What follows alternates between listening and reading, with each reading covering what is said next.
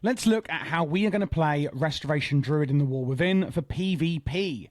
So starting off, in this quick guide, we have the set bonus, of course. Regrowth, Wild Growth, and Swift Mend healing is massively increased by 10%, so a lot of our core healing spells are doing more healing. And your healing is increased by 8% when consuming Soul of the Forest's bonus and for 6 seconds afterwards. So what is Soul of the Forest? Well, that is actually this talent here. Swift Mend increases the healing of your next regrowth or rejuvenation or your next wild growth. So basically, if I put a regrowth, a single target healing spell on myself, and then I absorb it using Swift Mend, I'm then going to get Soul of the Forest, meaning my next regrowth is going to be actually massively increased as well due to the set bonus. So now that we've gotten that out of the way, let's look at, first of all, what we're going to do in the opener, when the gates open in PvP.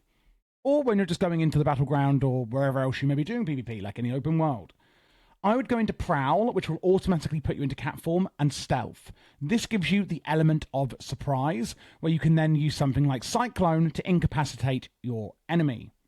Mighty Bash, which will stun them for 4 seconds, is also another great option.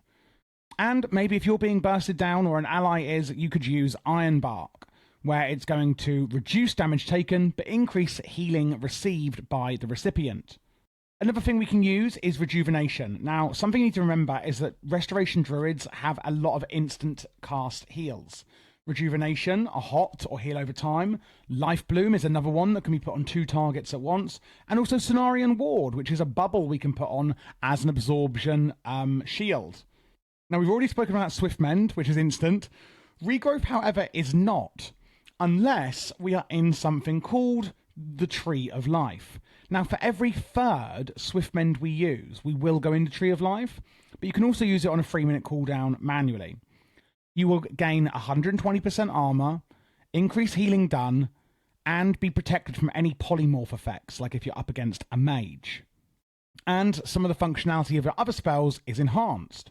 For Rejuvenation, it'll do more healing and cost less mana. Regrowth will now be instant.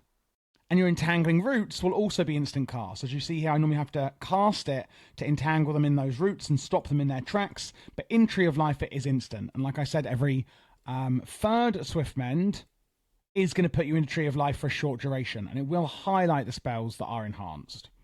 If you do run out of mana, Innovate is the spell you can use to get some mana-free casting.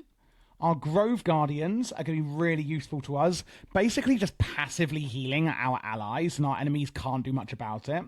And we are going to be using the Keeper of the Grove hero talents, by the way, which actually massively go into Grove Guardians as well, meaning we can be passively doing more and more healing, and the enemy can't do much about it.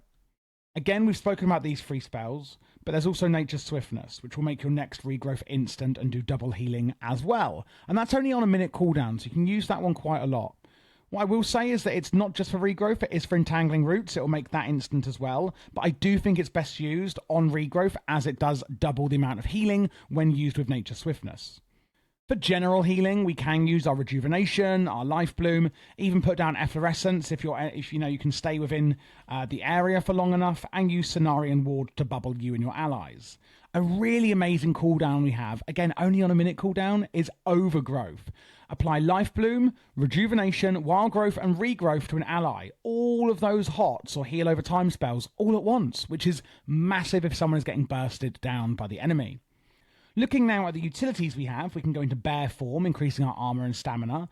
And by the way, when you do Shapeshift, you actually are going to be freed from any movement impairing effects, and that's really key to note. In Bear Form, we can use Frenzied Regeneration on a 33-second cooldown, which will heal you over 3 seconds and increase healing received. We can also use a cooldown called Heart of the Wild, giving us an extra stack of Frenzied Regen, and will also mean that Bear Form gives us more stamina. Bark Skin is another great defensive, reducing damage taken, increasing healing received, and preventing damage from delaying spellcasting, and you can use this in any shapeshift form, meaning if you're incapacitated, you can still use your Bark Skin. Then we have Ursul's Vortex, keeping the enemy in, and when they try and come out of it, they will get sucked back in and slowed. And Cyclone, which will lift them up into the air and incapacitate them for a few seconds. We can use Dash to get out of dodge pretty quickly. Entangling Roots to stop our enemies. We can use Renewal for an instant bit of healing. and fawns as well from the, not hero talents, but the PvP talents. The ones I like to go for on PvP talents are Focused Growth, where it reduces the mana cost of some of your healing, and your Life Bloom applies Focused Growth to the target, increasing how much healing Life Bloom does. So do use your Life Bloom really quite a lot here. It's really useful. Preserve Nature is another really interesting one. Tranquility protects you from all harm, and its healing is increased. That's this spell here. So you just stand here and channel AoE healing, which obviously in PvP would be really quite dangerous usually. But because of that PvP talent, it means we can stand there and channel it, and no one will be able to harm us, meaning we can heal us and our allies at peace. And then again, the third one I go for is Fawns. Sprouting Fawns for 12 seconds on a friendly target, not just yourself. When a victim to melee attacks, that will obviously do Fawns, and also slow their attacker as well. For the hero talents, we are going with Keeper of the Grove. Grove Guardians call to your next target heal to create some Dream Petals, healing to nearby allies. And we get things like this. Each of your Grove Guardians increases your healing done while active. So do get a few of them out, and they're on a very quick recharge, only 20 seconds as well. So the more of them you have out, the more healing you will do. One other talent we have is Incarnation Tree of Life, Cenarius' Guidance. So when you use your Tree of Life cooldown, every 10 seconds you're going to summon another Grove Guardian as well. So do be aware of that. And that is pretty much it for the quick guide on Restoration Druid for the War Within on PvP. If you would like a full in-depth guide, check out the pinned comment on this video, and I'll put a link to the playlist in the description as well for you, where you can get my full, in-depth, much longer, comprehensive PvP guide for Resto Druid and other specs and classes. If you are looking for other quick guides, check out this playlist here. I've done them all for PvE and PvP. And if you would like to get extra bonuses, including advice from me directly in Discord, in a VIP channel, or on Patreon, you can of course join my Patreon, where you'll also get LVI profiles and macros to make your life in the War Within even easier.